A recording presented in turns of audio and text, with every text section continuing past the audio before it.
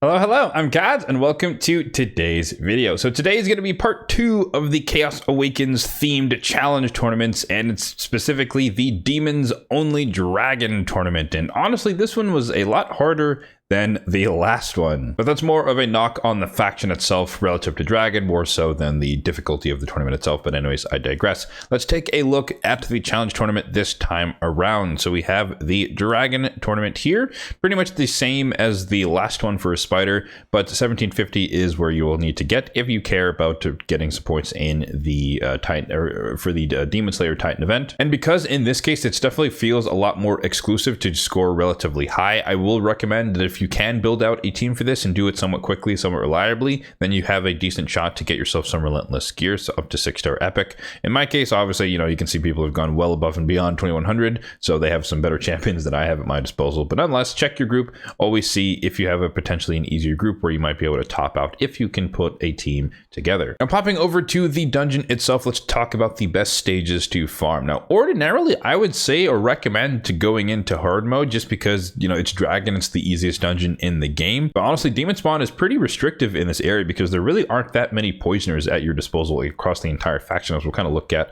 a little bit later. But yeah, so in this case, as I typically recommend for these challenge tournaments, then normal mode is definitely your best bet to make it easier on yourself.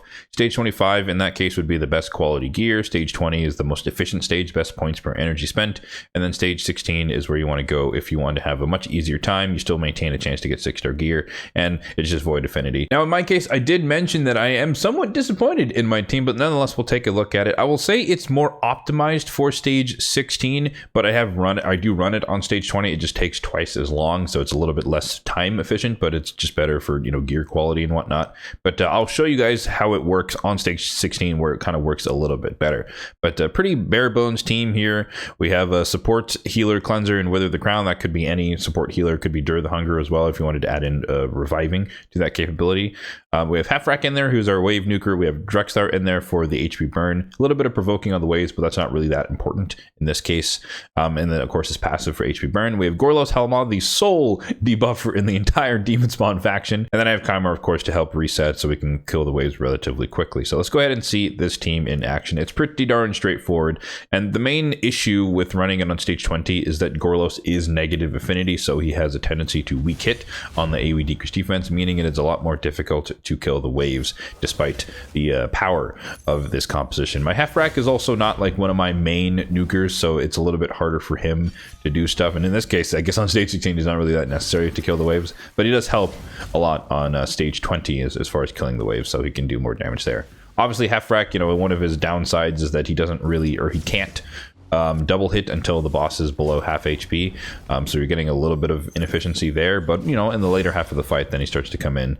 But yeah, Gorlos, the main problem I was having is Gorlos is just negative affinity, and then going up into like stage 24, stage 25, despite Gorlos being positive and good affinity there, then I kind of ran into the opposite problem of my nukers aren't really up to snuff to kill the waves quickly, especially stage 24. You don't want to deal with, or it's a problem with the Lorias in there. They can block revive, which can be very deadly, and run ending, especially with 3% resist here and there. So no matter who you bring in, even if you bring in like CC champions, there's still a chance that they resist and you might fail a run because they block revive on somebody important.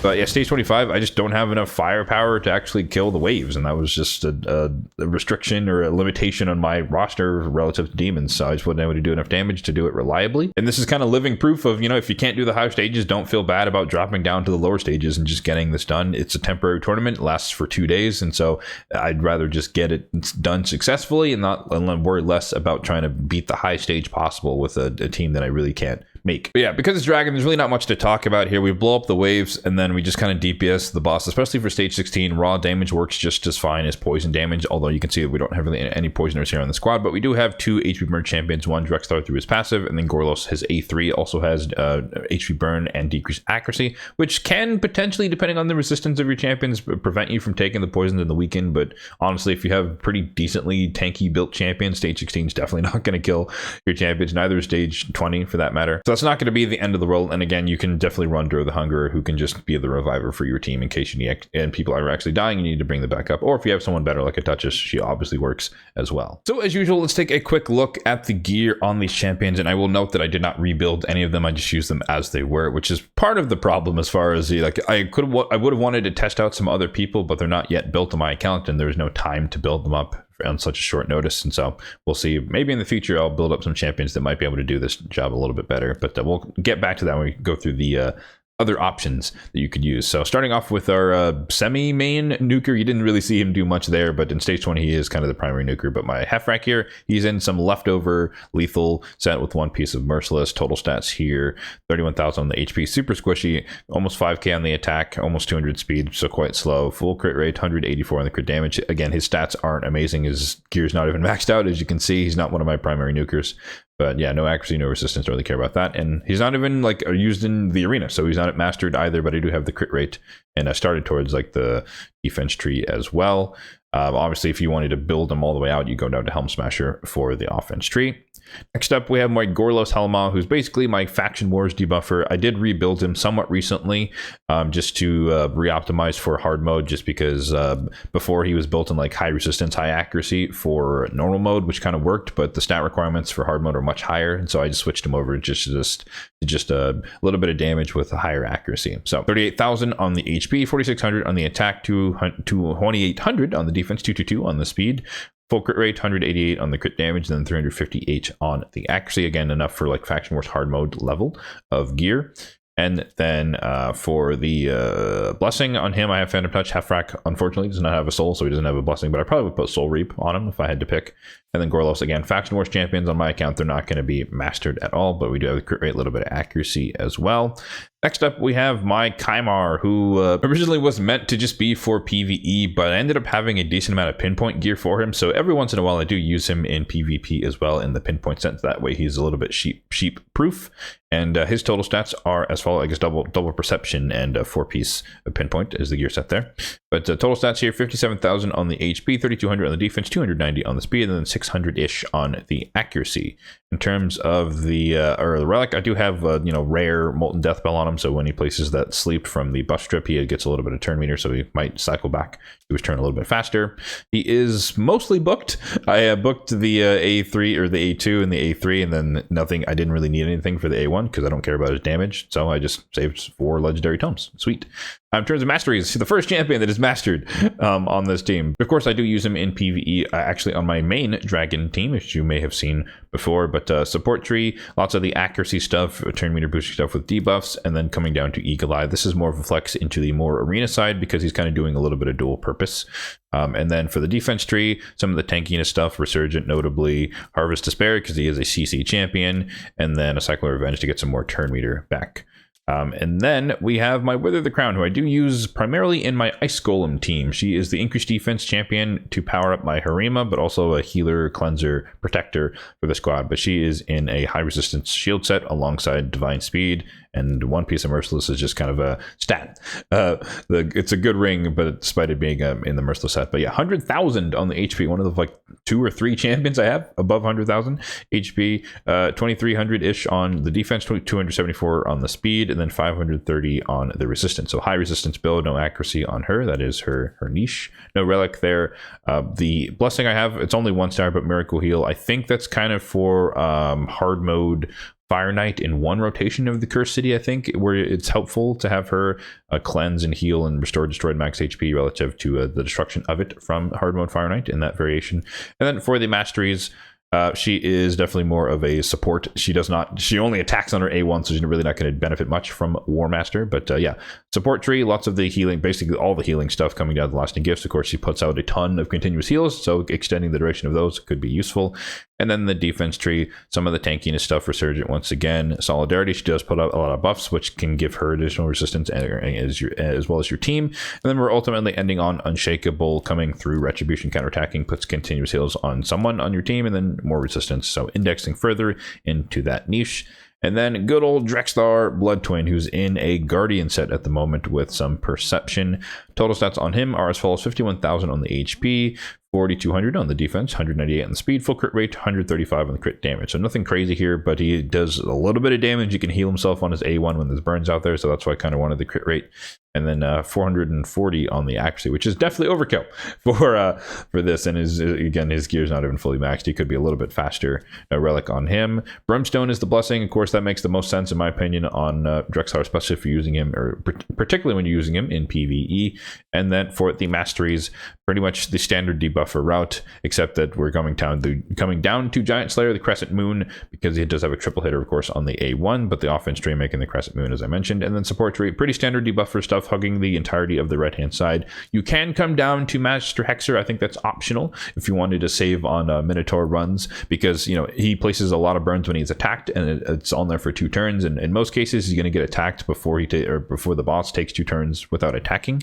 And so in most cases, he's going to reapply the burn, and you don't really have to worry about it being 2 turn versus 3 turn. But nonetheless, if you do want to get out there to make it more reliable or make it last longer, you can opt for Master Hexer, but I did not. Now let's talk about the Demonspawn faction and the shortfalls of this particular faction. This is one of those things, these challenge tournaments that are faction locked really do show you what is lacking in particular factions. And in this case, typically I would start off with, let me talk about the poisons and the HP burn options in this faction. And honestly, there's very, very few poisons, but there are a lot of HP burners. I mean, I guess that kind of makes sense when, the fire and brimstone of the Demonspawn. But yeah, if you wanted to go more of a burn route, obviously we talked about Drexar, but Tyrant, Ixelmore, Kaimar's brother can AoE burn, but AoE burn again is not really that effective, because typically you're just going to blow up the waves in somewhat of a quick succession, and then placing AoE burn versus single target burn on the boss doesn't really matter. So Drexar can work just fine. Cecilia can work. She can definitely speed it up. She could be your debuffer as well as being the HP burn champion, as well as being an activator of HP burn, which can speed up the run. So she is excellent, but I don't have her, unfortunately. And then Akoff the Seared, as we talked about in the spider video, is the more accessible option for AoE HP burn, and I guess single target when you come to the boss. In terms of poisons, literally no legendaries offer poisons aside from Kaimar, and it's on the A1 if you crit. So if you build him with full crit rate, you can get some poisons here. Just 1 turn duration on a single poison, which is not great. I mean, it's better than nothing on the dragon, but it's not a lot. The other ways that I've seen, or that I can theorize might work, are if you happen to have built Petrifia, however you say it, for like your early game clan boss team. It's instead of a frozen banshee, she can work. You have poison sensitivity here, and if you hit the same target, you place a poison, and it's an AoE poison here, or the poison's on the second hit, it's AoE, so she can work. Decrease defense and whatnot. So like she can work. She's kind of like a frozen banshee. You carry her through the waves and you use her on the boss, and she can just kind of place as many poisons as possible. I don't have her at all on my account. I've never built her, and she came out long after I've moved on from early game clan boss, so I've never built her up. And then the other champion who was kind of piquing my interest, who I might just build just because I don't really have that many champions to build at this point in the end game, and so she'll be set up for any future iterations of this type of thing. But Urticata is a very, very interesting champion. So the way she works, and she's not directly a poisoner, but she has this 4-time hitter at random, and each hit can place Hex. And then her passive here, whenever this champion or an ally lands a critical hit on an enemy under Hex, there is a 10% that books up to a 25% chance of placing a poison debuff on the enemy for 1 turn. So as long as you have Hex out there between her or someone else on your team, and she's on the team, you can anyone can place poison as long as they crit on the targets under Hex. And then on top of that, she places poison sensitivity, so another quad hitter here, quad hitter here and a triple hitter here, so maybe she could be good for Fire Knight, I don't even know. And then the double hitter here, where she can increase the duration of poisons that are placed by 1 turn for each hit, having a 50% chance, looks like. So once again, I'm intrigued by this, and she is essentially another type of frozen banshee-esque champion, where she's not really going to do anything for the waves, but you carry her through to the boss, and she can do a lot of single target stuff relative to the boss to help extend and help your team place the poison. So might build her in the future just to see what she can do. But yeah, honestly, very, very lacking in the Demonspawn for just straight up poisoners. That's not really a thing. In terms of debuffers, decrease defense, we talked about Gorlos, and I guess I always say Gorlos is the only one, but I always forget Cecilia technically has it on her A2 here. She can place decrease defense and weaken, but I assume that most people like myself probably don't have her, but unless she can help with that that job. And then for supports, it's kind of whoever you have, but Kaimar I showed, if you want to reset fast wave kill, that can work. Duchess is great, block debuffs for the poisons, increase attack for any of your nukers. Lamasu can be good for some sort of niche reset compositions. I showed Wither the Crown, one of the best, if not the best healers in the game, support champions. And then your epic options would be Dur the Hungerer, we mentioned him, healer as well as a reviver in case people are dying on your team. And then Skimfos can kind of work. He can he can throw this ability here on the A3, he can throw debuffs back. So if you take poisons, you can use this and throw them back on the dragon. That might be an effective-ish way to get poisons on your team, but also decrease attack just in case. You can also steal buffs or debuffs from everyone else, put it on him. But if you steal poisons, unless they're a super long duration, he'll typically take a turn after he's done this and the poisons will tick, and then he won't have that many to throw back. But maybe it could work. So that's an option as well. And then probably like the ultimate CC champion would be Umbral Enchantress with the 2-turn provoke and unkillable on herself. Granted, it locks herself out, but nonetheless, if you lock down the waves for 2 turns, that might be all you need to do, at least for the first wave. You probably have to figure out something for wave 2 because it is a 5-turn cooldown. So yeah, that is my strategy for the Demons Only Dragon tournament. Like I said, not too happy, honestly, with the results. I typically like to target between 2 and 3 minutes for the normal dungeons. Outside of Spider, you kind of want it to be a little bit faster for just because it's a different style of dungeon. There's no waves, but for the wave dungeons, I'd rather it be somewhere between 2 and 3 minutes for whatever I farm. So stage 16 again is where this team is optimized for. If it does it in about a minute, but takes 3 to 4 minutes on stage 20 again, depending on the RNG of Gorlos landing the weak hits on the waves. So yeah, not my best work, honestly, but there's just a limitation of my demon spawns on my account. I'm very curious if you guys have a bigger brain than me and you have better champions than me, that you come up with a better team that can run stage 20 or higher reliably, because I've definitely fallen short on this one. So let me know what team you're running in this tournament in the comment section down below. As always, if you did find this video helpful, then be sure to hit that like button down below. It really does help out the channel, and feel free to hit the subscribe button down below as well if you are enjoying the content overall on this channel. Thanks for watching and have a good one.